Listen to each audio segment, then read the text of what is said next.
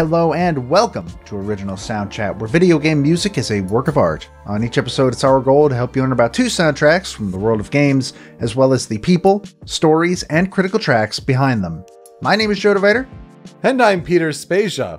We're brought to you by Anonymous Dinosaur and Rhymes with Asia. It's time to appreciate great OSTs and the games that they come from, without getting too bogged down in music theory. Joe, what are this week's games? Up first is 2012's Pokémon Conquest, the unlikely crossover between the famous Monster Collection series and a strategy RPG series based on Japanese history. Following that is the first 3D Pokémon RPG, even if it came at the strange cost of no wild encounters and all double battles with trainers. 2004's Pokémon Colosseum. Two weird Pokemon spin-offs today. That both have C in the part of their title, so Pokémon Conquest, Pokémon Colosseum. But Joe, you know what the real theme is for this week? Unlikely as hell. Groudon on the box art. He's on both of the games. That's super weird. And it's weird because he's nowhere to be found in one of them. Is he not in Colosseum? He isn't. Why is he on the box then? Because it's the Ruby Sapphire Stadium game. Oh, that's beautiful. He's in Conquest, I think. I don't know. I haven't played it. I would imagine so. He seems to be an important partner Pokemon, I guess. Anyway, Joe, glad to have you back after last week's solo episode. Good to keep that going. You have games that you've been playing that I need to hear about. So what have you been playing? Oh my god, I've finished so many games since last time we talked. To an unhealthy degree. I finished Demon Turf. Demon Turf is very good. I finished Axiom Verge. We'll be talking about that in like a month, I think? A couple months? Somewhere in there. I finished Persona 5 Strikers finally. After starting in the latter half of December. It's really good. I still really enjoyed it. I heavily recommend it. I think you would probably enjoy it as well. I certainly got it on PS Plus, but just trying to find that opening to start playing it. My next few months of game playing is going to be weird. But the one I'm sure you're most looking forward to hearing about is I played Orre and the Blind Forest. Yay! It is very good. I've been playing a lot of Metroidvanias lately, and I think that like Orre has some of the best feeling movement of all the ones I have played in general. Moving Orre around the world and using his abilities just feels and looks so fluid and satisfying, and it's a very good game. I don't know when I will get to Will-o'-the-Wisps, but I am planning to jump on that at some point. Yeah, it's all about the movement with Orre. Combat's not so hot in Blind Forest, but that was like the big area of improvement for Will-o'-the-Wisps. Like so many different combat options, and those feel great. So it's a kind of combining. I'm looking forward to you seeing how that game improves on things. And then just last night, I finished Hyperlight Drifter. I liked it and love it. I don't think I'd ever go back to play it, but I'm glad I did, I suppose. It's good. It's a good game. That's really all I have to say about it, honestly. Yeah, I bought it on Switch and installed it over the break, but haven't gotten to it yet. I only put in some more time on Halo Infinite, to be honest. I'm going to guess maybe a third to halfway through. It's hard to tell with how they design and kind of spread out the main story missions, but with it being an open world, I assume that makes it a little bit harder to gauge. Yeah, and I've done a lot of the open world stuff, so like there's kind of like I think a big half of the map still yet to be uncovered, but I'm kind of getting to that point. I'm about to approach the Spire mission. So they've revealed what seems to be the big bad, or one of the big bads, this Harbinger character for the game. If we know anything about Mass Effect, a character named Harbinger is always good. Great. Yeah, so that's about that for me. I have no idea how I'm burning through games so quickly. I think it's just because I'm playing shorter games, but I should go to bed earlier than I do. It's an impressive streak you've been on, that's for sure. In the meantime, let's talk about some composer follow-up news. We're only a few days away from recording that last episode, and so there have been more news stories to talk about in the game industry and more things that composers are working on or how their work's being used. But we have to start with that massive industry news story that I don't think anything will top it this year, with the announcement that Microsoft plans to buy Activision Blizzard for $68.7 billion. This is a lot of money. That's too much money, actually, some might say. Uh-huh. Of course, there's lots to talk about with what's Bobby Kotick's role with the company in the future. Does Microsoft plan to make some of these games exclusive? Do they plan to honor contracts? How do you tackle the Call of Duty problem when it's still one of the best-selling games year after year after year? Do you put Warzone multi-platform? Do you do new offerings just on Xbox once deals expire? Do you make it no longer an annual franchise? Let's hope the answer to that is, yeah, please give those teams the time they need. What will happen with the unionization efforts? Which one of the subsidiaries of Activision Blizzard today announced that they had voted to unionize, and they're waiting to see if Activision Blizzard is going to recognize it as a union, which is bonkers to be alongside this story. Yeah, the QA team at Raven Software, congratulations to them. Hope that goes through for them. But it's a lot of questions, and it's one of those industry shaking things similar to, I would say, when Disney bought all those Fox TV and film properties. Similar kind of cash being thrown around. And then it's like, how does Sony respond at all? Do they have to? Is Nintendo in their corner doing their own thing?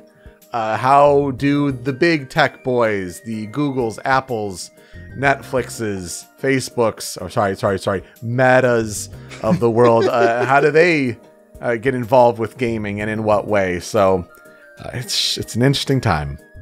It's really weird to talk about this story, because on one hand, it's like, I don't like that Microsoft could just drop $68 billion to buy the biggest publisher in AAA right now.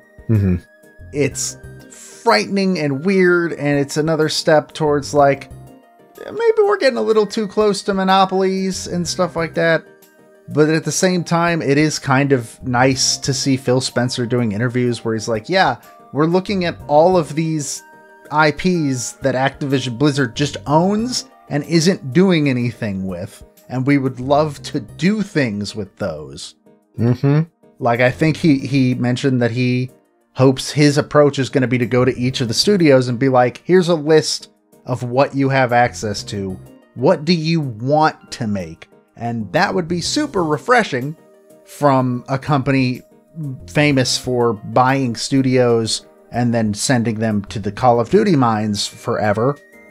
I'm conflicted on how to feel about it. I don't know. We're going to have to see how it pans out. It's a bold move, and there's a lot of culture to change, but if there's anyone, as far as game executives, whose hand I trust on the wheel, so to speak, it would be Phil Spencer. So yeah, he seems like he has a good head on his shoulders at the very least. Speaking of Microsoft, Game Pass got more games, including Death's Door, which had a soundtrack by David Finn that was part of our Best of 2021 episode. Danganronpa Trigger Happy Havoc is on Game Pass now, with its soundtrack by Masafumi Takada. Just the first Danganronpa game, not the others, just the first one. Just the first one. You don't need the others. As well as it is bringing in the Hitman trilogy, which our Matt has been praising up and down recently. Paparazzi, which I saw you very, very hyped for that one. I'm down for Pokemon Snap taking pictures of dogs. Windjammers 2, which is the action frisbee game, and Taiko no Tatsujin. That one I'm the most interested in because I'd like to play it on a controller that isn't bad for it. Don't buy that game on Switch. It's not good. As well as Rainbow Six Extraction. It's a lot of games being thrown on Game Pass. Just in the context of the last story, that's conflicting. It's an incredible month, and Game Pass just shows why it's a great value. We'll see what happens when at some point they have to raise their prices. Yeah, I don't understand how they're profitable right now. Apparently they are, but once you start throwing billions of dollars around, you got to recoup those losses somehow. So, And then finally, Kingdom Hearts Cloud Editions come to Nintendo Switch on February 10th. A demo is out now, and impressions are not good. Surprised for cloud versions on Switch. Gasp. Also, you can buy the whole weirdly named package of all of the games for $90 in total. Okay, it's more like $72 if you pre-order. But at this point, just get the all-in-one package for $25 on PlayStation 4. Okay, you may not have a PlayStation 4, but you don't need to be spending $70 to $90 on cloud versions of all these games. Yeah, save your money for a version of the game that's playable. Like, I have the sinking feeling I will be on the review for 1.5 plus 2.5 at the very least. And I'm looking forward to Kingdom Hearts 2 being unplayable for the whole thing. Does that mean you get to play the first Kingdom Hearts one more time? I'm not going to play the whole damn game, but I will have to touch it again, as much as I hate to admit. There's apparently also a 20th anniversary event on April 10th that will feature a mini concert and more. So hey, maybe we'll hear some Kingdom Hearts music from Yoko Shimomura, and maybe we'll hear possible next steps of what the future of the franchise is. I have seen the ending of Melody of Memory, and I can't answer that question. It could be anything at this point, the way they frame it. Here's hoping soon. Alright, let's get into the main event, even though this is going to be very short, this half of the main event. Look, I tried. But let's talk about Pokémon Conquest. So Pokémon Conquest was originally released for Nintendo DS on March 17th, 2012 in Japan, and then throughout June 2012 in North America and the PAL regions. It was developed by Koei Tecmo and published by Nintendo and the Pokémon Company. Pokémon Conquest is a crossover between Pokémon, the series we've talked about extensively on this show, turn-based battles, monster collecting, that kind of thing. It's crossing it over with Nobunaga's Ambition, or Nobunaga no Yabo, as it is known in Japan. In fact, in Japan, Pokémon Conquest is literally just called Pokémon plus Nobunaga no Yabo. Didn't even try for a catchy title. It's these two games.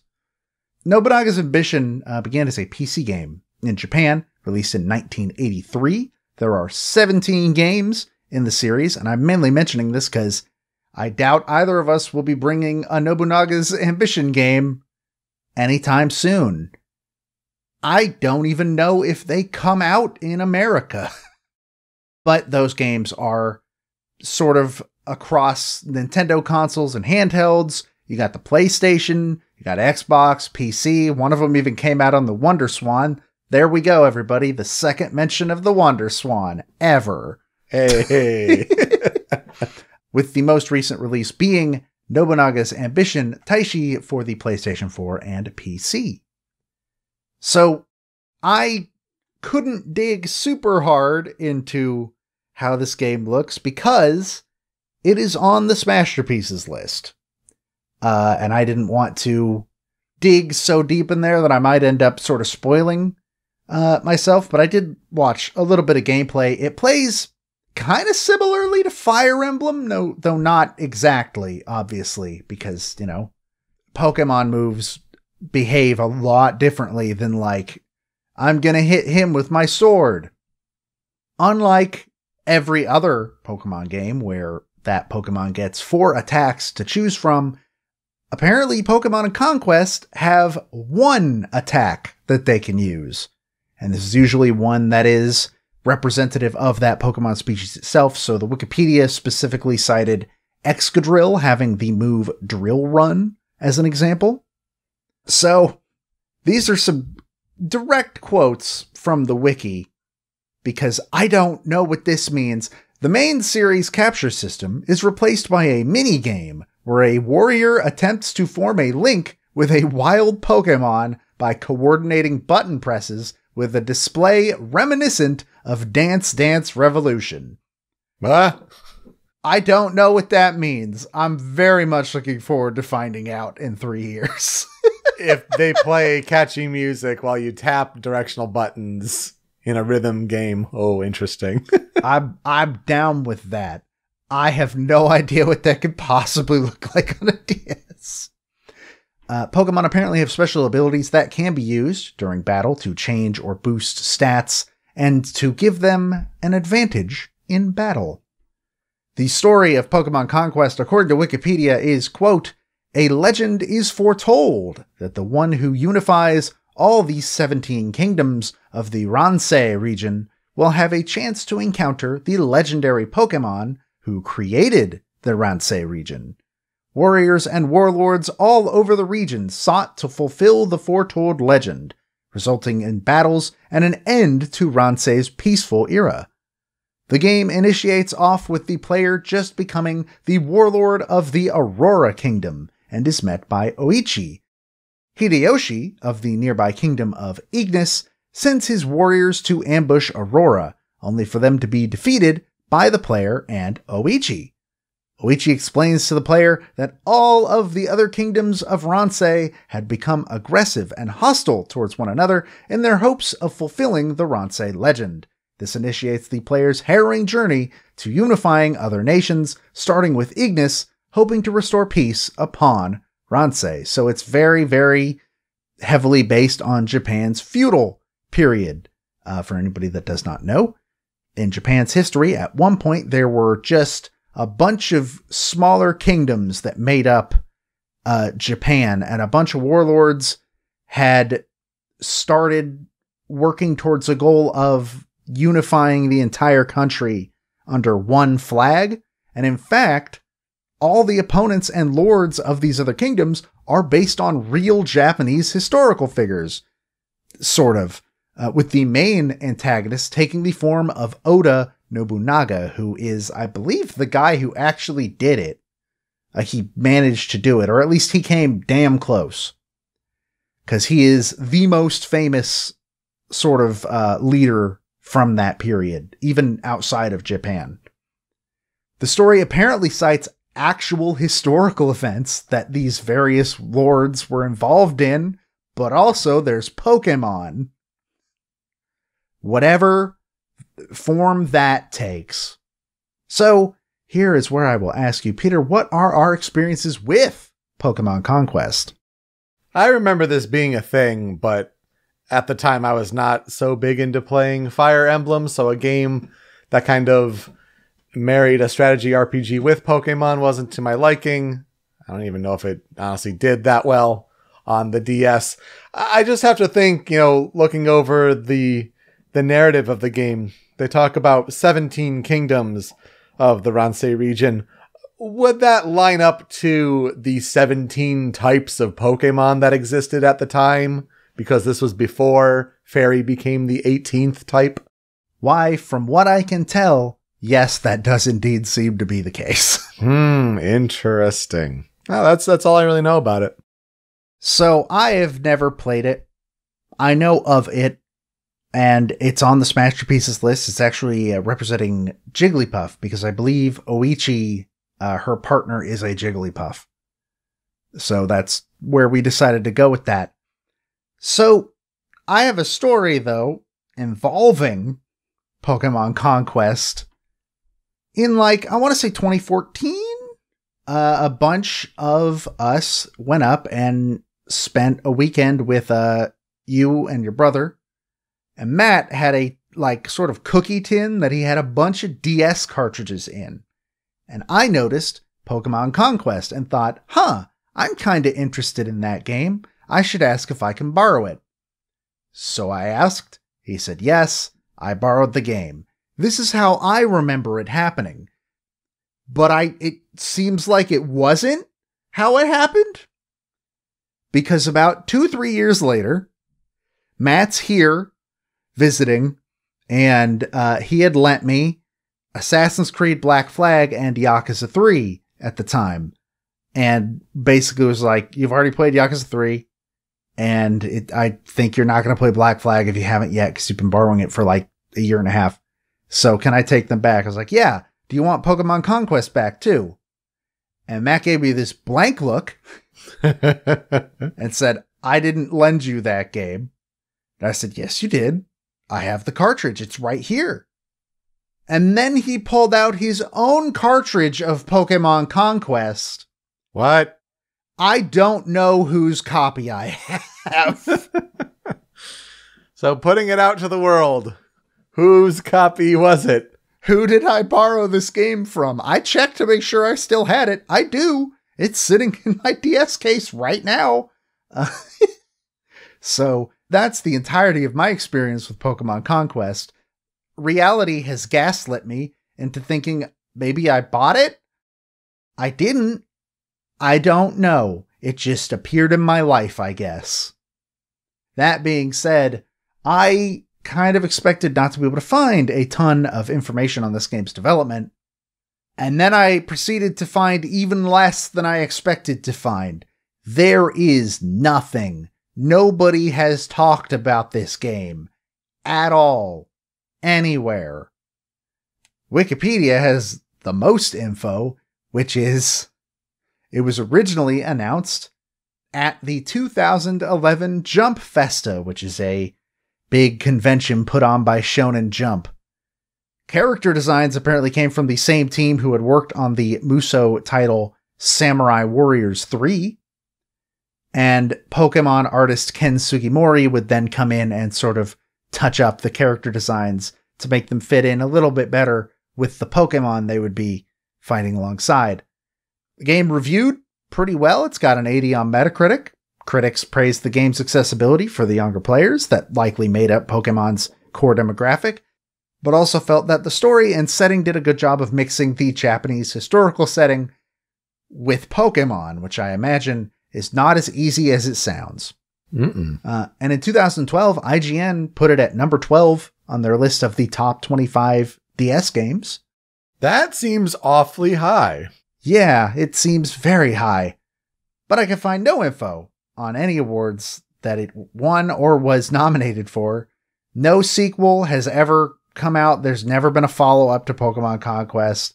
It's also never been released off of the DS and seems to essentially nowadays be a forgotten release in the Pokemon series, which is unfortunate because it sounds cool. It sounds like a cool game. Let's remember, though, that 2012 was also, we're already a year into 3DS. And so we're at tail end of DS, and that's why nobody probably paid attention to it, honestly. Yeah, I think Wikipedia said it had sold like 310,000 copies in Japan, and that's the only sales numbers it could provide.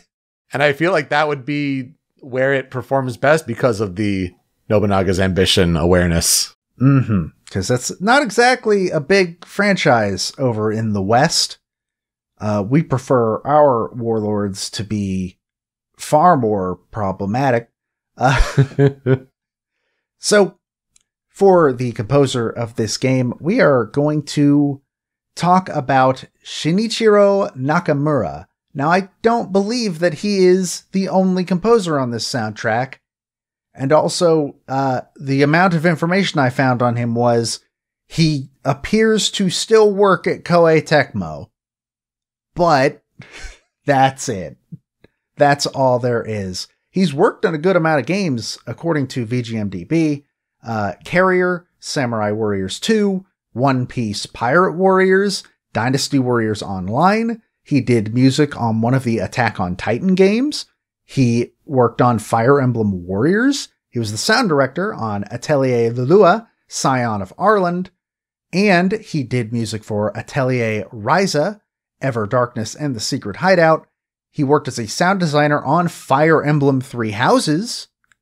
And most recently, He was a composer on Samurai Warriors 5. So he's still doing stuff at Koei, but, you know, he's a ghost. There's no information about the man anywhere.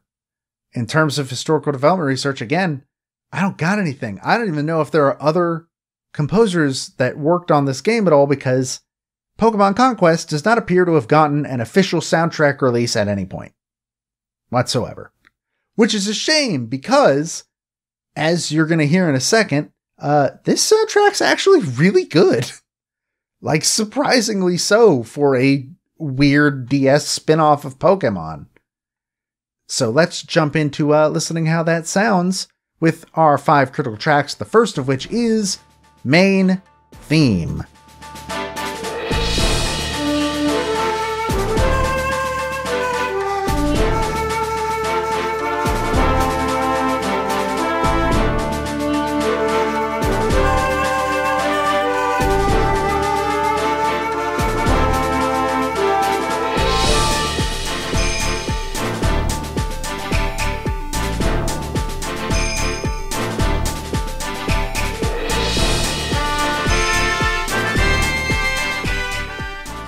So this is just generally a very nice, simple piece that involves multiple traditional Japanese instruments, well, MIDIs of them.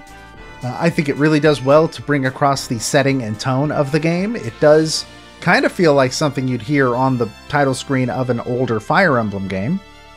Like, it has that tone. Honestly, kind of surprised it's not an arrangement of the traditional Pokemon theme, though. I feel that's where I would have gone, but hey, you know what? It's still a rather pleasant piece. It does seem like a kind of missed opportunity. Like, you could have done this sort of instrumentation and then do dum dum dum, da-da-dum, da-da-dum. Like, yeah, like, it could have been really cool. But for what it is worth, it does set a good tone, and you're right, all those traditional instruments that, you know what, the DS does a pretty good job of replicating. You know, with its sound chip, it's not always the best, but certain instruments it does better than others, and I think it kind of capitalizes on that here. But where it really is some of the battle music, which is really good in a lot of ways. So let's talk about a bunch of them. First is critical track number 2, Electric Battle.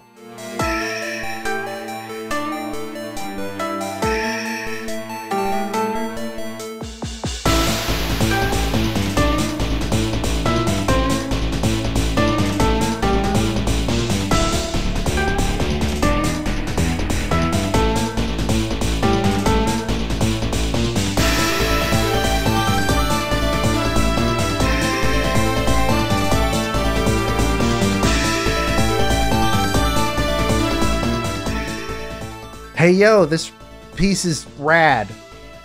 It's really, really taking advantage of some of the specific MIDI sounds that the DS can do really, really well. Like you said, it seems to do traditional Japanese instruments great. Like the Kodo, it can do it well. You can hear in the clip, it's got like this mysterious sounding opening, but then some of it starts to remind me of the stuff I heard when I was playing Axiom Verge, which in terms of setting and tone could not be more different from this game if it tried. I agree. I think it, again, shows what, you know, let's pick some of those instruments that the DS can do well, especially what fits in the tone, and kind of highlight that. I also like the mixing in of like the 8-bit, more traditional chip tune sort of sound. I think it's a nice blend there. Kind of getting like these more traditional instruments you think of the time, but it's still a game, and let's remember that. And also, I feel like it's something to like, we're going to give a brief nod to the fact that they're Pokemon that are using electricity, which is generally associated with technology. And I think that having some chiptune in there is a really cool way of sort of giving a nod to that. The arpeggio going up and down, too, of that kind of makes it think of like a current as well. All of these, honestly, kind of managed to super nail down how each type kind of feels. And as what I think the best example of that, we have critical track number 3, Fire Battle.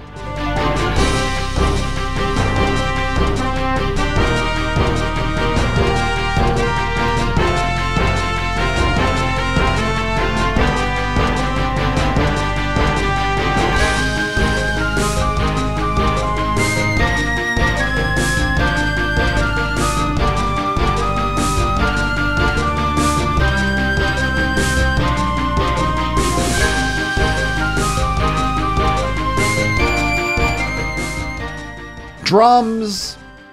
I love drums. I love heavy drums. There's a song in the Cutting Room 4 that has better heavy drums, but man, the drums of this song are still really good. This is probably my favorite song on the soundtrack that I heard. It really has like this super determined tone to it, which I translate as, I wrote in the outline, fiery passion, ? But also like, the latter half of the song is like this, I don't know how to explain it. It feels like it would fit in an RPG sequence where you are running away and trying to escape from a burning forest, which Fire Battle, that works. But I don't know, this song is just really intense and well put together, and it's great. I can see that. It checks out. Again, the flutes sound good here, considering the DS kind of constraints there.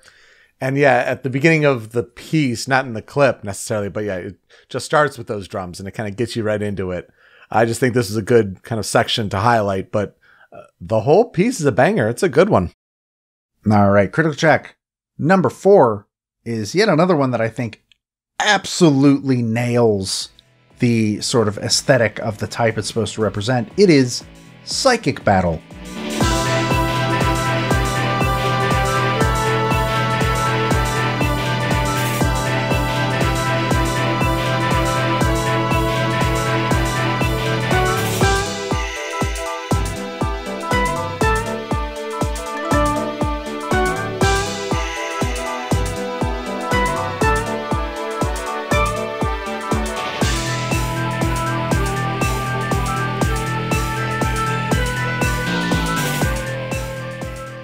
So when I hear this song, I feel like the best way I can describe it is it's mysterious. It has a very mysterious air to it. Which, I mean, these are Pokemon that can move stuff with their minds. That makes sense. There's a mystery there. But also it feels like it's a little bit more electronic than other ones, but there's like really neat Kodo parts there, and it's just, I don't know, I think this song's really cool. I don't know how I would represent the psychic type in the music. Yeah, maybe it would not be as major of a key here. Maybe it'd be a little minor, but I think it's an interesting choice what they did, and it gives it some good positive beats that you feel yourself bopping to, which maybe it's using psychic powers to move your body to the rhythm. I don't know. With the minor key, I think you might get that from Ghost Battle? Sure, okay. I now generally don't remember what Ghost Battle sounds like. I listened to it like a week ago. Following that, we have critical track number 5. We're going away from the typing to listen to Legendary Battle.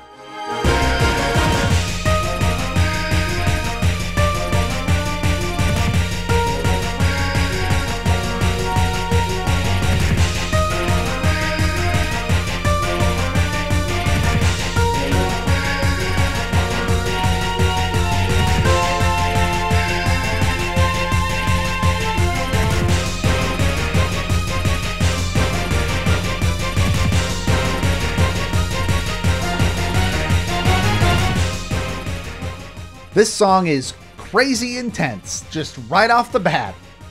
And honestly, that's fitting. Because, you know, you're fighting something that could be described as legendary. It's not as good as this song, but the thing that Legendary Battle from Pokemon Conquest reminds me of the most is the Ho-Oh Battle theme from Heart Gold Soul Silver.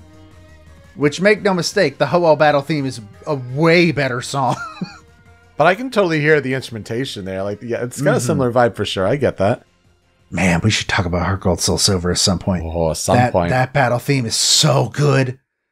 But yeah, that's what it reminds me of the most. I don't know. I like this song's tenseness.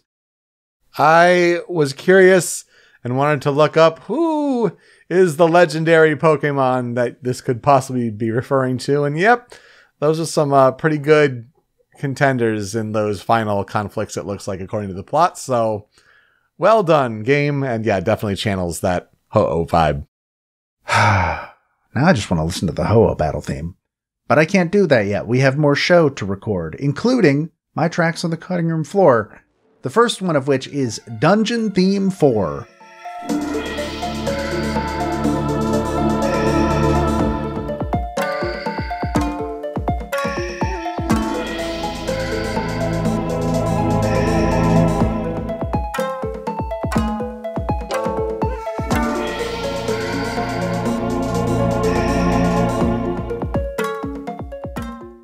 Now, I'll be honest, I don't know what it means by dungeon theme.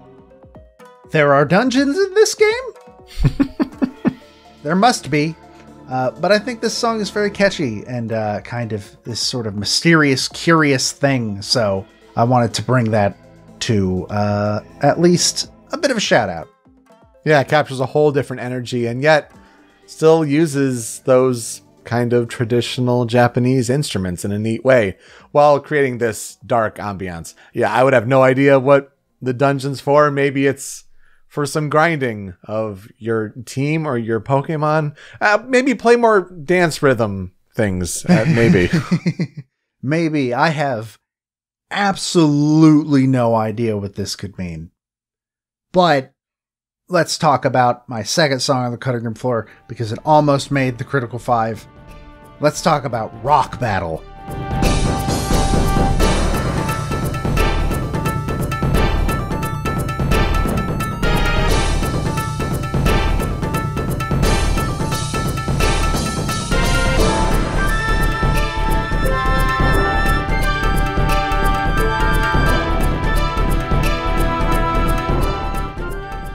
Oh, there we go, baby. There's the heavy taiko drums that I crave in life. Taiko is such a cool sounding type of drum, and the fact that it's so heavily in this song, heavy drums, you know, heavy like rocks. I absolutely adore this song. It's super cool. Yeah, it's neat how the DS can like channel that kind of lower frequency to kind of register that booming bass of a drum. And that's really neat. And it gives this piece a kind of power while also still doing some of the chip tune and flute kind of melody fluctuation. It's good stuff. Mm-hmm. So what will I never forget about Pokemon Conquest? Whose copy do I have? I genuinely don't know, and I want to know. I apparently stole it from somebody, I guess. But I'm kind of looking forward to giving this game a shot when we get to it for Smash Pieces, but it's like... How long will it take to get 10 years away? That's not going to be for a while, because as of recording, we just wrapped up game number 40, which was Super Mario Sunshine, and Pokemon Conquest is game number 67. So that's 27 games from... Think of it this way. Xenoblade Chronicles is in the middle of that. We're not getting there anytime soon, but I'm looking forward to when we do. I think it's going to be a very interesting experience, and I'm super down to hear more of this soundtrack because, hey, more people should talk about this game's soundtrack. It's really good. I don't think I have any itching desire to play this game, but I am pleased that usually most Pokemon spin-offs have good soundtracks, at least good. And it's good to hear that this continues that tradition. Yeah, I can't actually think of one whose soundtrack is... Well, I can't say that. I've never listened to any of the soundtracks of a mystery dungeon game. Those could be terrible for all I know. But the ones I've played in my past have had pretty good soundtracks. All right, for our transition, we'd like to highlight a fan cover, fan remix, what have you. from OST Remakes. It could be from YouTube. It could be from Dwelling of Duels. Anybody remember that site? Me too. And I found a remix of Normal Battle, which did not show up in the Critical 5 or Cutting Room Floor, but I was considering it for a while because it is very good. This remix was by Psychic Yomi. I think they kick it up a notch. It's really, really good, so please enjoy that. We will be right back.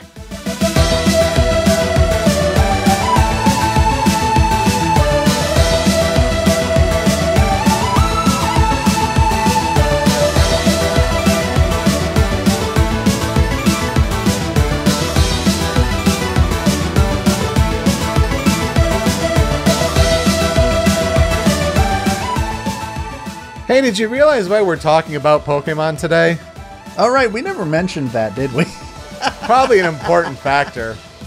But if you made it this far, you've probably realized that one of the big game releases of 2022 wraps up January with Pokemon Legends Arceus, a game that is out in the wild for some people. Like, street date has been broken before media even got previews, so that's just fantastic. Great. I see videos every now and then on TikTok, and it's like, cool. Just got an evolutionary form spoil for me. Thanks, got it. All right. Anyway, let's talk about some more Pokemon with a Pokemon C spinoff, and this one is Pokémon Colosseum. Now, just as Pokemon Stadium was the console battle complement game to Pokemon Red and Blue, and then Stadium 2 was that complement for Gold and Silver, where you could take your game cartridges and pop them in the special pack that you could put in your N64 controller and upload your team into the console game and see your team battle it out in 3D. Where was the game for Pokemon Ruby and Sapphire for Generation 3? It's this. It's Pokemon Colosseum. Let's change the word of stadium to sound even bigger. Why is it bigger? It features an actual campaign in addition to its battle modes.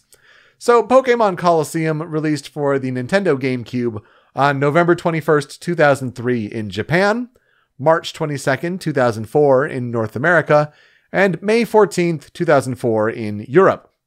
It is developed by Genius Sonority and published by Nintendo and the Pokemon Company.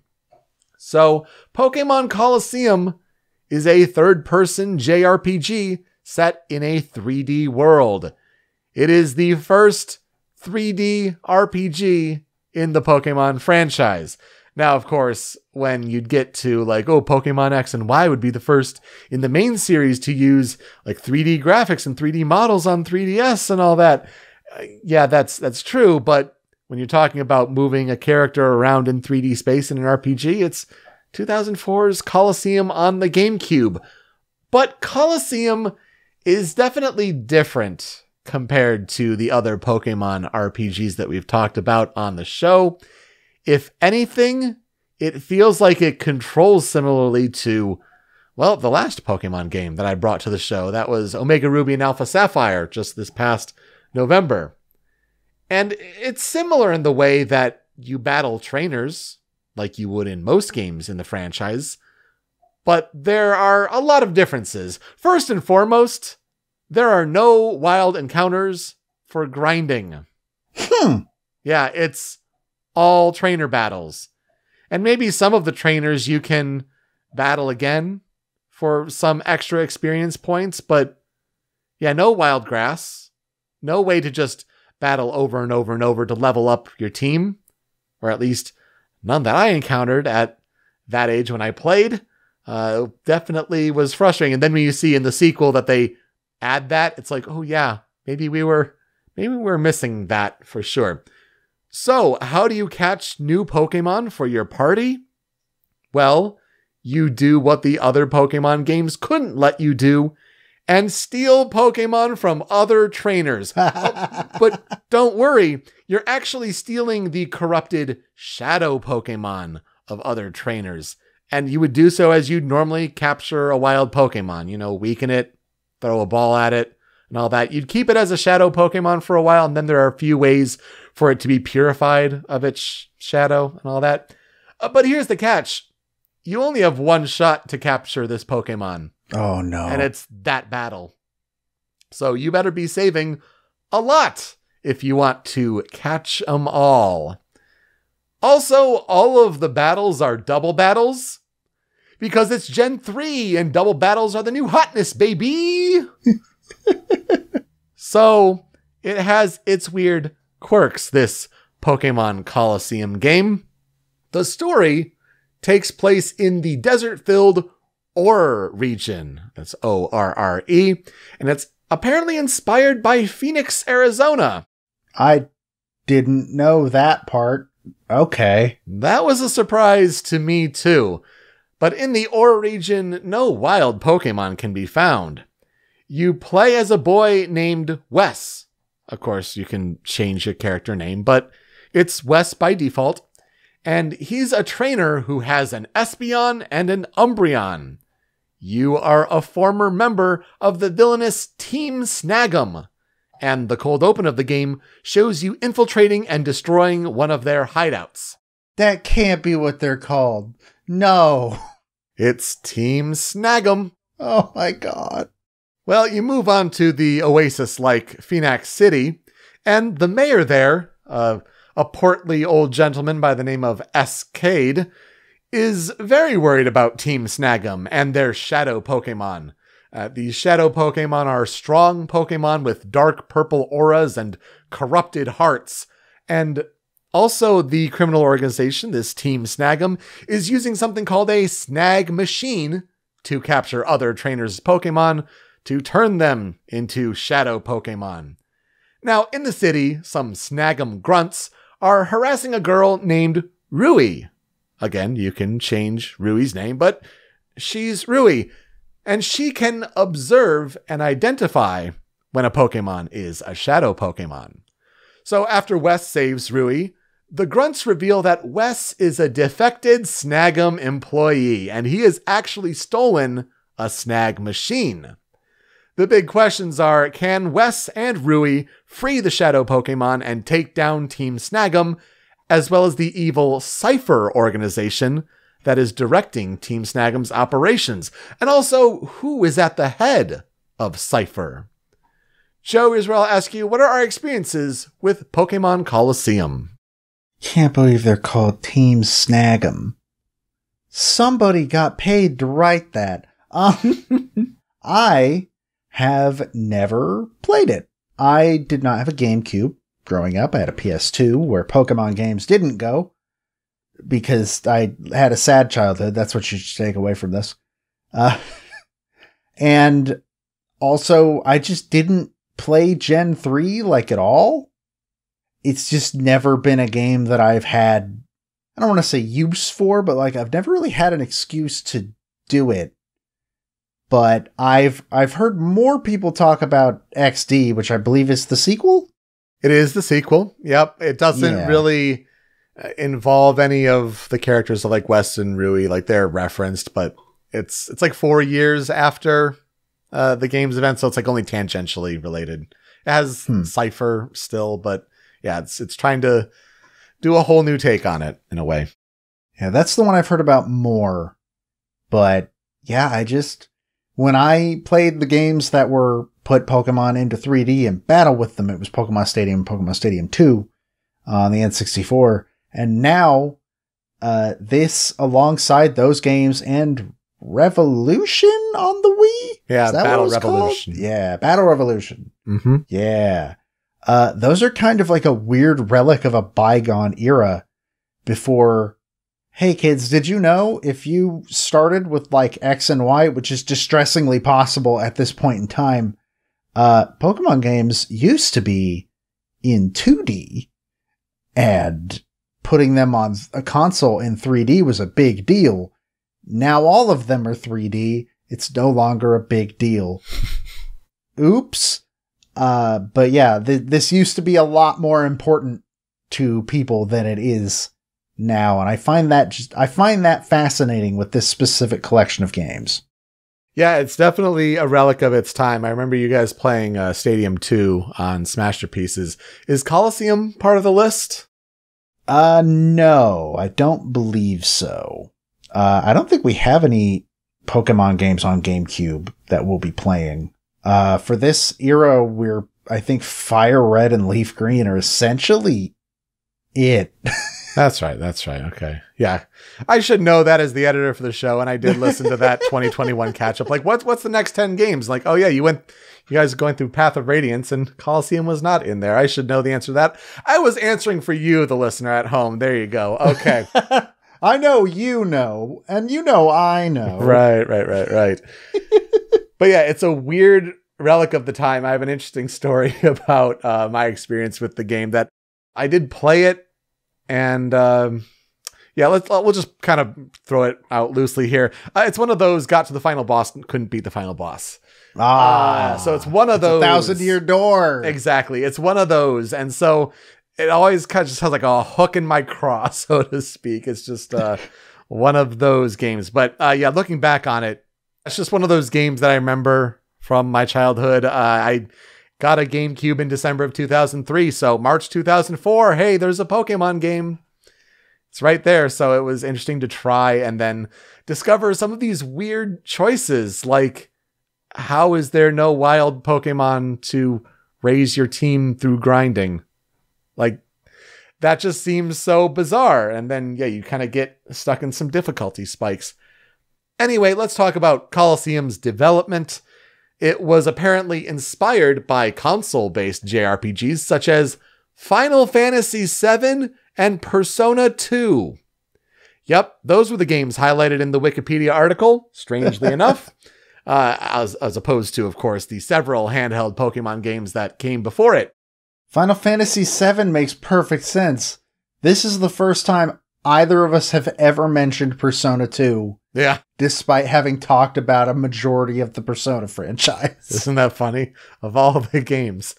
Series director, and also if you'll recall from Pokemon Red and Blue, the original composer for the series, Junichi Masuda explained, quote, "How players communicate with each other has been key to the Pokemon games. It is the backbone of all Pokemon game designs. I feel that the handheld systems work better than the home-based consoles.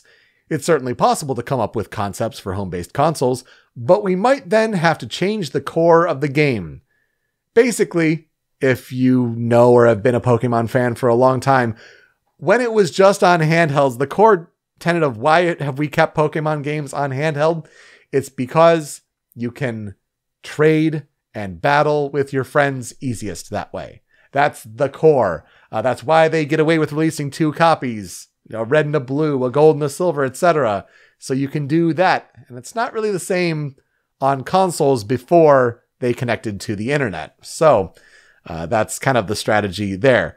So for this game, they designed an older protagonist who looked hazy. It's not the word I would use for Wes. And they said he's about 17 years old. The designs for the characters and the world were borrowed more from manga than what had already been established in Pokemon. And you can definitely see that there are some weird characters, especially the antagonists. Let's put it that way. Oh, I looked up Wes's design. Oh, he looks so stupid. Yeah. He looks so stupid. It's the Shadow the Hedgehog edgelord design, I think. Yeah. Fortunately, a lot of the models and animations for the original 251 Pokemon were carried over and then polished from Pokemon Stadium 2, and so that left just 135 to create for the Generation 3 monsters. Of course, there is more to Colosseum besides just this campaign. That'd be multiplayer modes. You can challenge AI opponents or a friend, you can use rental teams or your imported Game Boy Advance team, or you can even have single battles instead of double battles. Whoa! Crazy. Inconceivable. But it is missing Stadium and Stadium 2's minigames, and that kind of hurts. Yeah. Why would... I mean, to be fair, last time I played the minigames of Pokemon Stadium 2, It was over a bad remote desktop session where I lost every game because there was like half a second of input lag. And even then, those games are super fun. Mm-hmm. Apparently, Ho-Oh is obtainable in Pokémon Colosseum when all of the 48 Shadow Pokémon, oddly enough, these Shadow Pokémon are only from Gen 2 and Gen 3. There are no Gen 1 Shadow Pokémon. It makes for an interesting collection of characters, that's for sure. But you have to catch them all, snag them, purify them, and then Ho-Oh can be obtainable. But only after players would have to use a team of Pokemon from the RPG to clear Mount Battle in battle mode from zones 1 to 100. And, as I mentioned at the top of the show for a fun bit of trivia, despite the fact that they're on the cover, Groudon and Kyogre are not available in the game unless you trade them from a Game Boy Advance game. And then even then, I think you have to clear the campaign before you can bring over certain monsters. So it's just kind of messy in that regard. They're literally only on there to say, hey, this is Ruby and Sapphire compatible.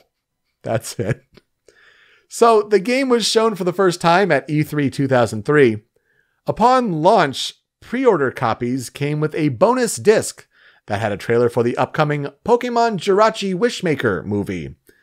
You could also connect your Game Boy Advance game to your GameCube, not only to import your team from your Game Boy Advance games, Ruby, Sapphire, I'm sure Emerald would eventually be supported, but you could also use the data on the bonus disc to receive Jirachi in your Ruby and Sapphire game.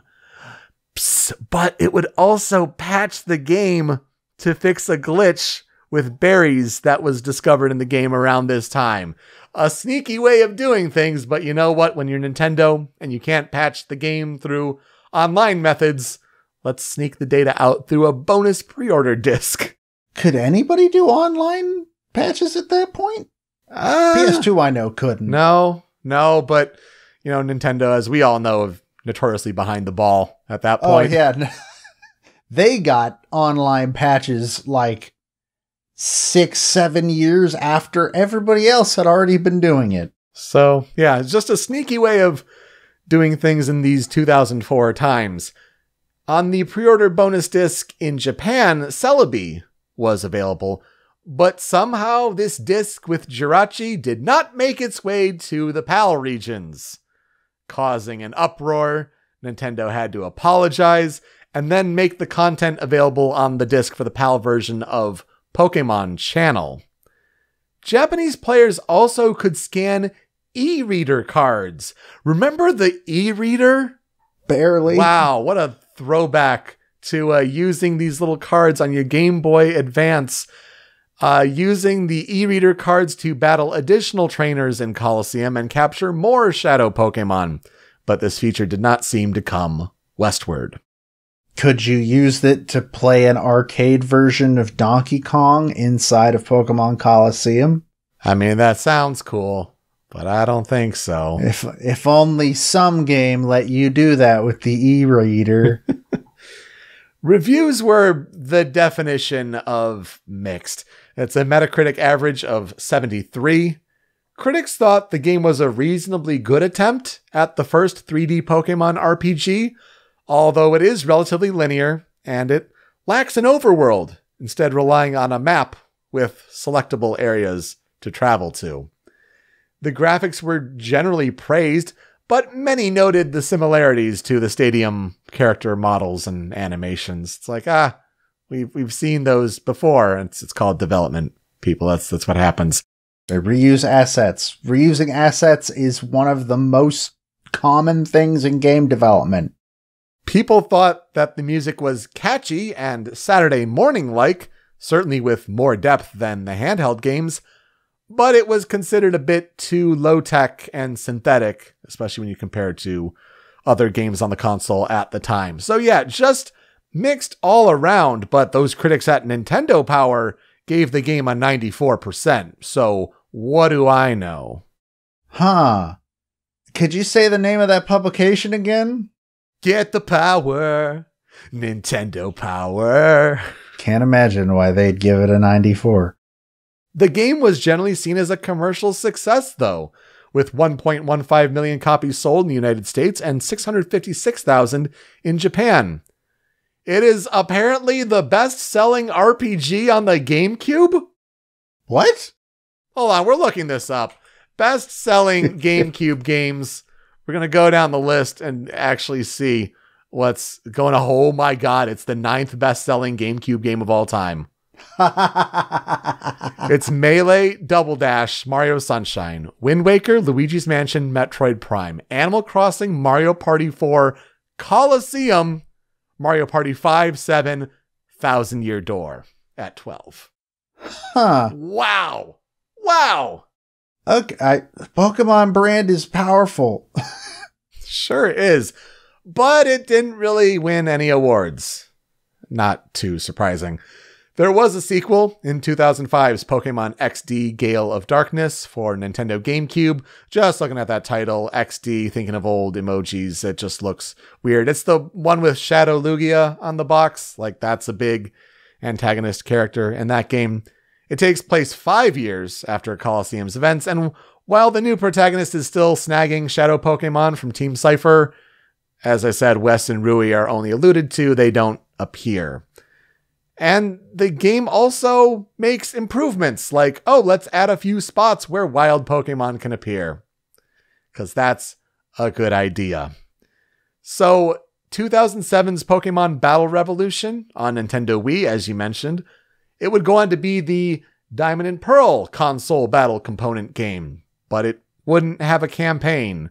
It would more focus on, hey, this is one of the first Nintendo Wii games to support Wi-Fi connection and online battles. That's all we did. We put everything into that.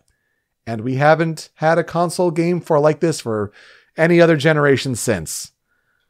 Overall, though, I think the two Orre games with Shadow Pokemon are pretty forgettable in the long, long line of Pokemon spin-offs, with only some players holding deep nostalgia. The composer for Pokémon Colosseum is a man by the name of Tsukasa Tawada. Could not find a lot on Mr. Tawada, though he was born on March 24th, 1965 in Japan.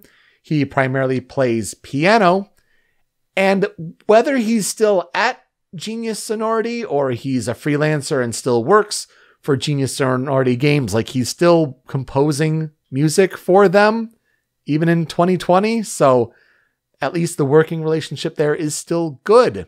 You can follow him on Twitter at Tsukasa Tawada, Tsukasa Tawada. He also has a YouTube channel, and he posts some things there. He posted like my first composition of 2022, where he's playing on piano there. So go check out Tsukasa Tawada on YouTube. His discography for the Pokemon games, it's basically like all of the Genius Sonority games, which would be Pokemon Colosseum, XD Gale of Darkness, Troze, or I think that game is known as Link in Europe, Battle Revolution, Battle Troze, Shuffle, and Pokemon Cafe Mix. Yeah, he composed the music for that game, which is still active. Yeah, it is. Interesting. He's also composed music for plenty of other games, a lot of Japanese-only titles that I've never heard of, but some that stood out were the original Earth Defense Force. That seemed to be a pivotal title in his career. Ihatovo Monogatari, and Harvest Moon 3D The Lost Valley. That may even be the Harvest Moon that's not Harvest Moon because of all the naming issues there. Maybe. He also did sound design on Dragon Quest 6 and 7. So, again, earlier parts of his career there. There's like nothing on the historical development research for the Pokemon Colosseum soundtrack, and that's surprising and also not at the same time. Early 2000s Nintendo wasn't too willing to share information on how the music was made or anything like that into development insights. So let's get to the Critical 5 for Pokemon Colosseum, and we start with a track you're going to hear a lot in the game. It's Normal Battle.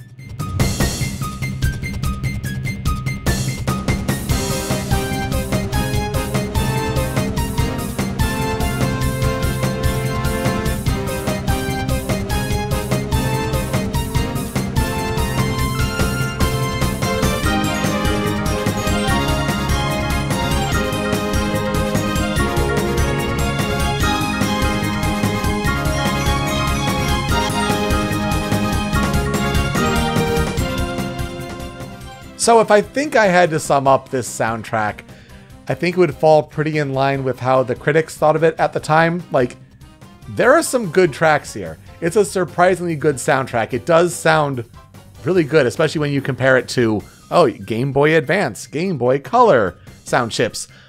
But at the same time, we're a year away from Star Fox Assault getting an orchestrated soundtrack on Nintendo GameCube.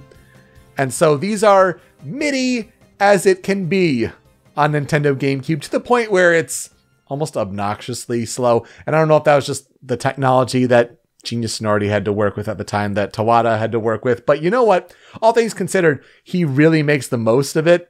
And it's really, really good. So the normal battle track, you're going to hear this one a lot. It's more when you face like normal trainers who happen to have Shadow Pokemon in there.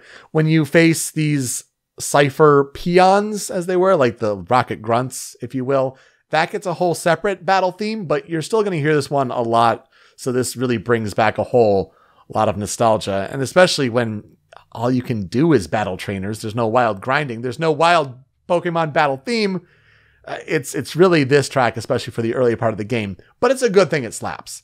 I wish it were longer than a 50-second loop. And, that beginning synth instrument, it could be better, certainly. But for that 50 seconds, the piece goes quite a few places. And I really like the brighter, more major key shift kind of in the middle of the clip there. It's a really nice change of pace, and it's actually gorgeous for a Pokemon battle theme. So a really neat variety of sounds in this piece. 50-second loop is not long enough for a battle theme you're going to hear a lot. No matter how catchy the song is, that sounds infuriating. Man, that opening MIDI is rough. Like, oh man, it's rough. I think the song is overall fine, but I don't know. This feels, especially hearing that it is that we have now heard, almost all of it. I don't know. That just, So you're mixed on it as well. Yeah, I would say mixed is a good way of putting it. Especially as we've talked about your penchant for getting bored of battle tracks that linger on too long.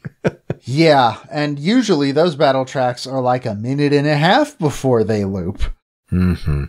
But you've only got like a gig and a half on that mini GameCube disc, so you gotta keep on trucking. That's true. Let's get to number 2 on the Critical 5, probably the most famous piece from this game. It's Mirror B's Retro Groove.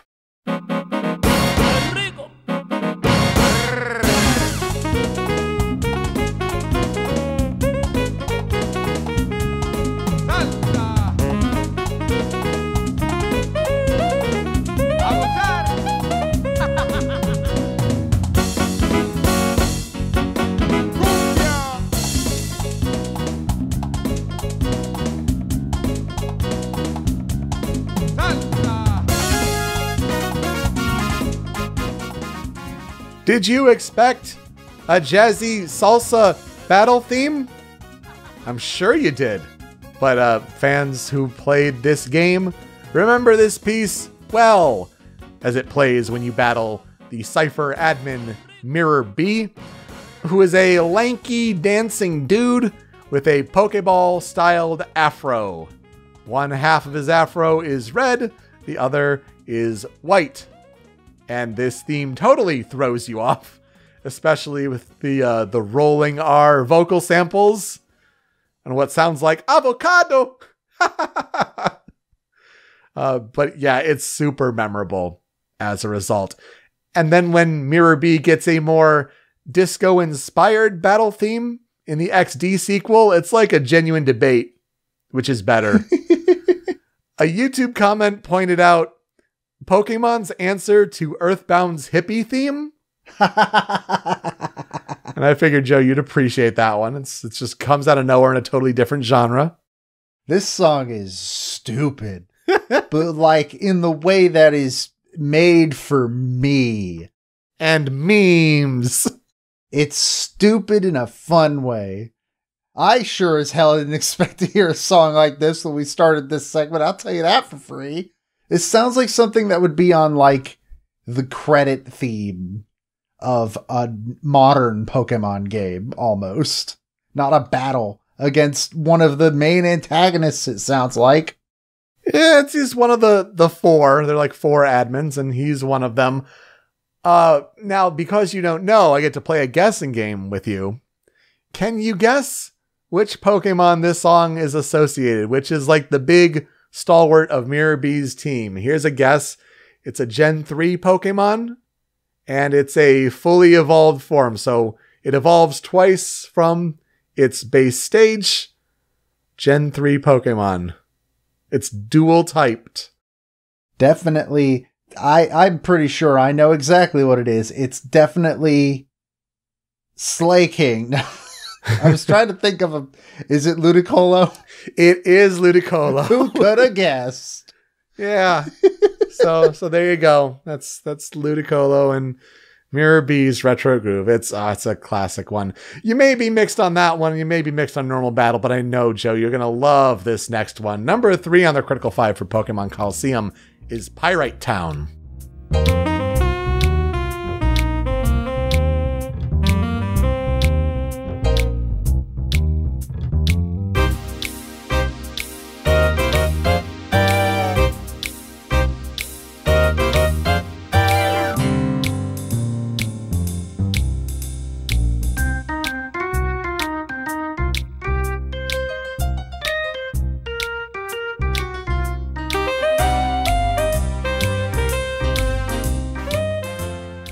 I'll reiterate, all of these tracks are composed by Tsukasa Tawada. There's no other composer credit on the game. And again, you know, those midis are rough. They're rough, but honestly, this track just oozes sultry swing style. Pyrite Town in the game is, quote, a rough and dirty town full of thugs and scoundrels. It is said to be home to sinister Pokemon. And right at the beginning of the piece, not the clip, it just starts with these snaps. You get a bass coming in. Do-do-do-do-do-do. You get the sax coming in. You get piano. There's an electric piano riff later in the clip. And then the sax solo at the end to kind of fill out the whole sound. You got the chill percussion riding the hi-hat, and throughout, those snaps keep going. Again, say what you will about the midis, but this one I know you love. Yeah, they're still very obviously midis. They're not as rough as the first track's midis for sure. This song is smooth as hell. And you are correct. I very much like this song. We need more stuff like... I want to see this like performed by a jazz trio, quartet, probably quartet. I want to see that. That sounds like a lot of fun. It feels like it'd be right at home in Grim Fandango. And like, yes, kind of right up that alley. Absolutely. Number 4 is one I have fond memories of, and so I had to be here. Number 4 on the Critical 5 is Cypher Admin Battle.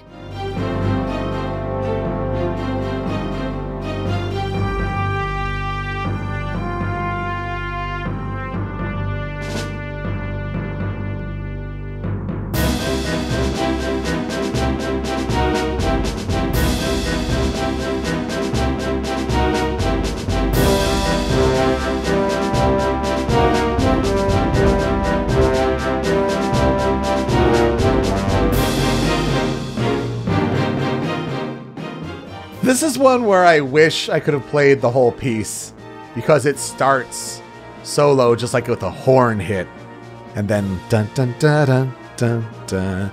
Like this, it's this low brooding tension with the strings coming in. So the clip here, it kind of goes in like probably a minute into the piece where it's picking up here, but this is one of the big stakes moment in the game. It's a big boss battle against one of the other Cypher admins. I mean, besides Mirror B, there are 4 total, but he gets his own theme. But when you're facing Dakim, Venus, and Ein, they get this theme, and it is intense, especially when Dakim is like Shadow Entei. Surprise! It's like a big difficulty spike there, kind of in the mid part of the game. But yeah, the low strings, the timpani that comes in, even a little like a snare drum fill. And then as you hear in the clip, it just builds in this full orchestral sound. Again, probably about as good as MIDIs at the time could sound, especially when you compare it to the live Star Fox Assault GameCube orchestra recording. But you get this march-like rhythm going. Even past the clip, it ends in like a major key riff, this da da da da da da da, and then it goes right back into the C minor that it spent a lot of the piece in. So it's an interesting way for it to loop there. Looking back on it now, it's like a pretty simple piece of music with these kind of just adding layers and like good tension, suspenseful battle music. But it was actually like one of the gateways for me loving game music. Like, I think of like one of those early game music tracks I remember just like really enjoying, and Cypher Admin was one of them. Like, to the point where like, I was messing around in Guitar Hero World Tour in 2008 and like, can I try to use their tracker? You could like create your own Guitar Hero tracks with the tracker in that game. And it was like one of the big things about it. Like, how can I transpose game music into it? What's one of the early pieces I could do? Oh yeah, Cypher Admin. Let's try to make that work. Like, it's just one of these tracks that like really stick out to me in my childhood. And I have really some deep fondness for it. It's always fascinating to hear people talk about that kind of song in their past, honestly. This is a very unique and interesting take on like a villain battle theme. Like, it's way more low key than you'd think, like based on some of the others. And I think that honestly like sets it apart in a really interesting way. Again, yeah, midis, but it feels like it would make sense that this would have such an impact on somebody who has played a bunch of Pokemon up to that point. And then suddenly like, oh, this is different from what I'm used to when it comes to like doing battles. I think that is neat. Yeah, it's definitely a different feel than most big Pokemon boss themes, especially what's been established in the series at that point. But we get to the final track on the Critical 5, and it's a different twist on what you'd expect for this one as well. Number 5 here is Final Battle.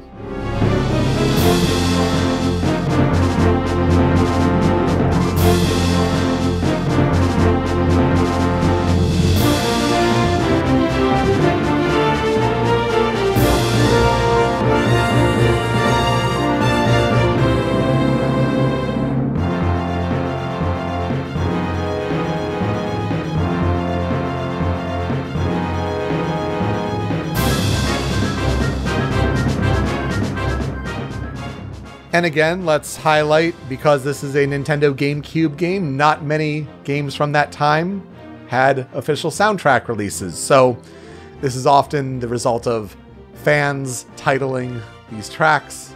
So it's Final Battle. Oh, I'm sure you'd have a more creative title than that, but it's generally just what fans have called it. And surprise, it takes place in the last battle of the game against the secret big bad. Woo! Ooh. But it's really epic and triumphant for a piece that uses these GameCube MIDI synths.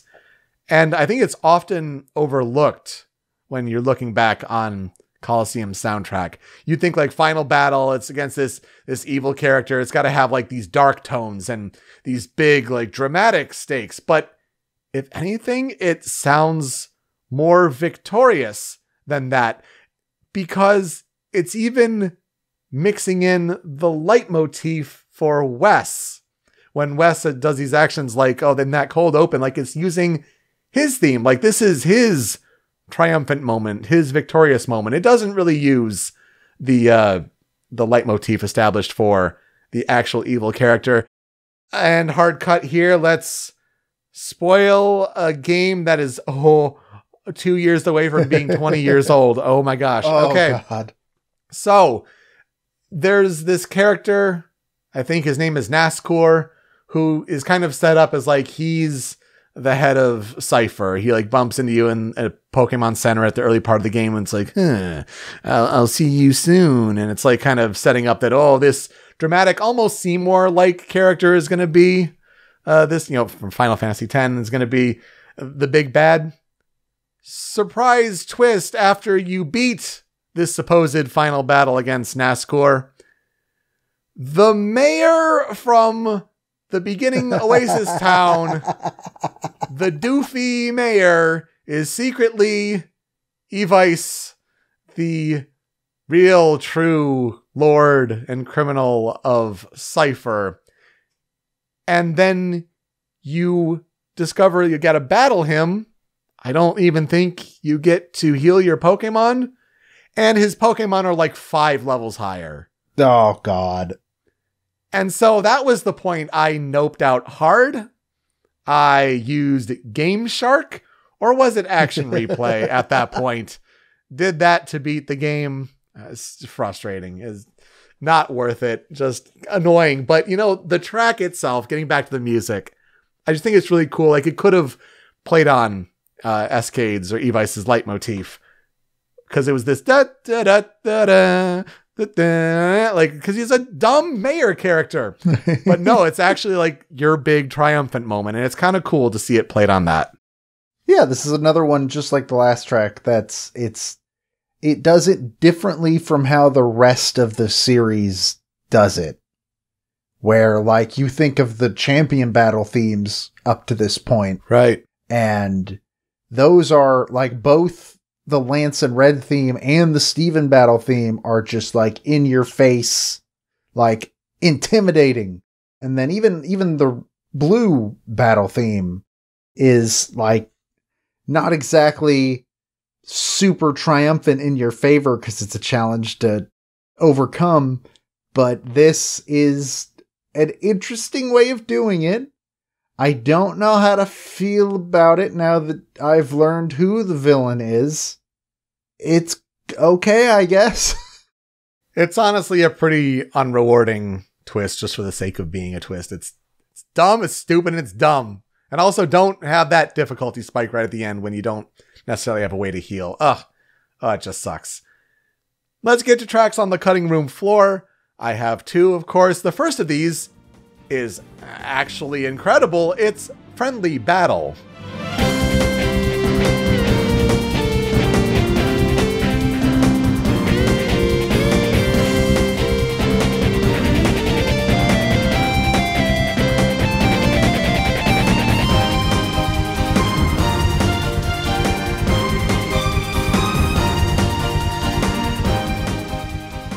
So you kind of start the game in the desert, in the Orre region, and you're just like this kind of shack stand in a way. The track honestly is pretty cool. It's just like this harmonica only playing, so to speak. It's like almost like a prisoner jail harmonica, and that's it.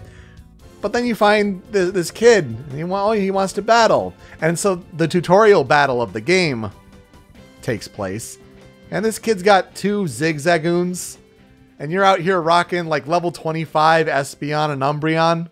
I think one's even like 26. Like, you're right around there. That's your starting point for the game, oddly enough. And you hear this track. And it's amazing. It's totally positive and uplifting. That electric guitar synth is doing some edgy work. But why is it on the cutting room floor? Because you only hear it once. And that's kind of a shame. Because it's just a great track that's stranded in the beginning that you only hear one time. That's super weird. Pokemon doesn't do that. This should be the main battle theme of the game. I'm just going to come out and say it from what I know. This should be the main battle theme because it's way better than the normal battle theme.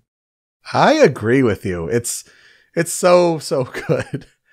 And then the other one on the cutting room floor is kind of closer near the end of the game. This is the Under.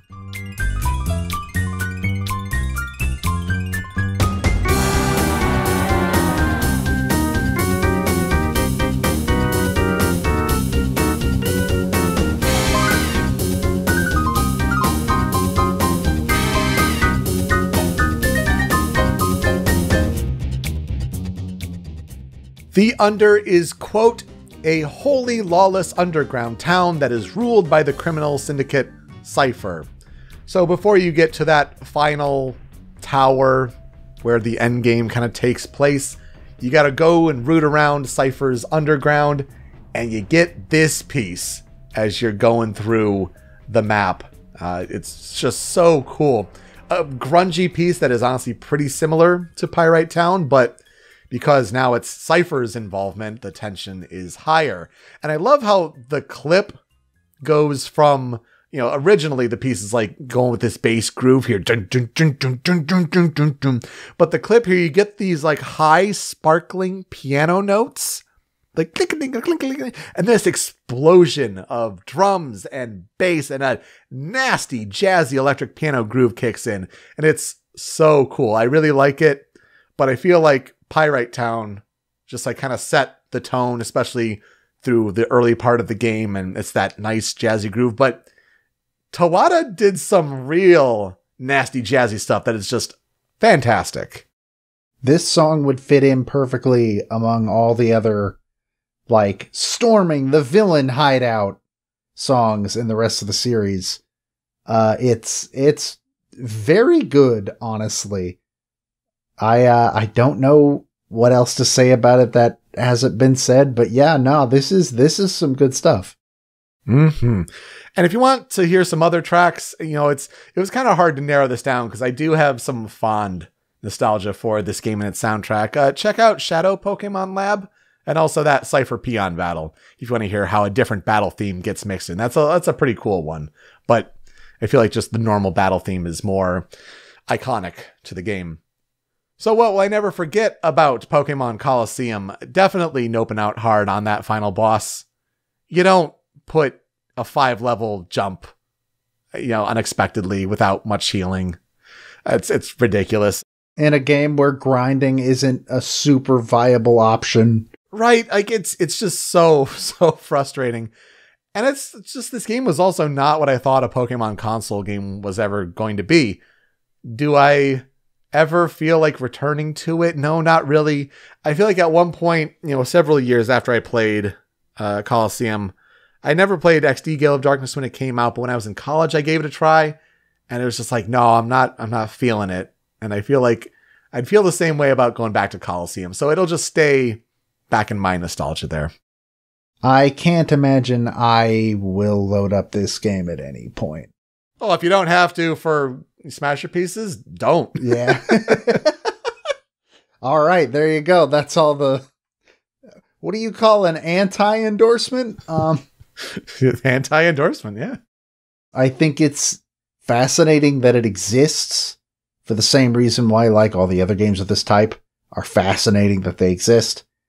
And I think I'm perfectly fine just leaving it as a curiosity elsewhere.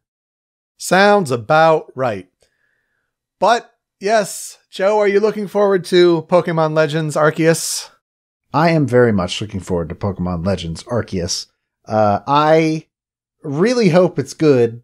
I'm glad that Game Freak is getting the chance to work on something, you know, really different from what we know. I've heard a couple of leaks about the plot, some that may not be correct, and one I really hope is not correct.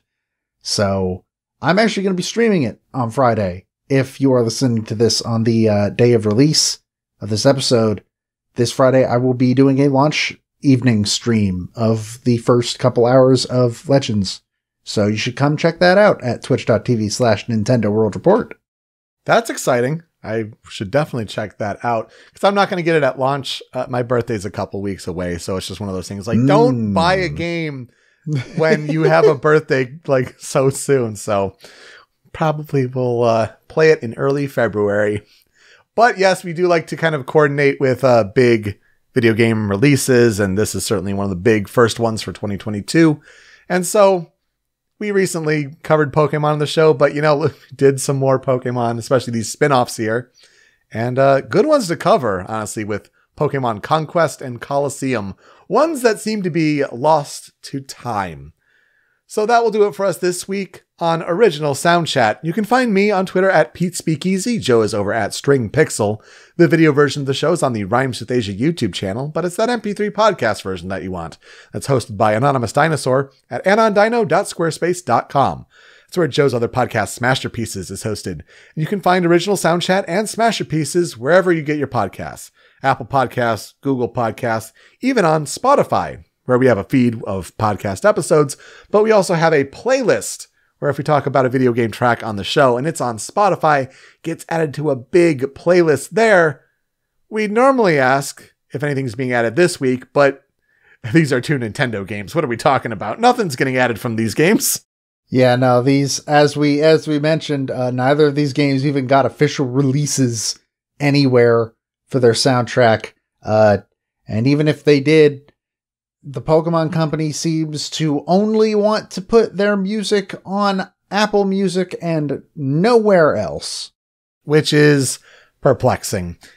Anyway, when you're done listening, you can find the show on social media at Soundchat OST. Leave some feedback for us, gives us some suggestions for games that we should cover in the future. And also, how are we doing with these episodes? Joe, what are we doing next week? Well, folks, this episode is the last time you will hear this show before we officially enter the 3rd year of original Soundchat. Oh, man. But we will be doing what we have been doing the past couple years, which is sit down and map out 10 tracks from Super Smash Bros. Ultimate. That's going to be so difficult. It really is. It was Wii U and 3DS last year. It's Ultimate this year. Who knows what we'll do next year, honestly. And I think technically we're going into the 4th year. We finished 3 years. It was January 29th, 2019. So 19 into 20, 20 into 21, 21 into 22. We're starting year 4. Oh my gosh. Oh, geez. How crazy. How crazy. Oh my goodness. So yep, that's what we're doing next week.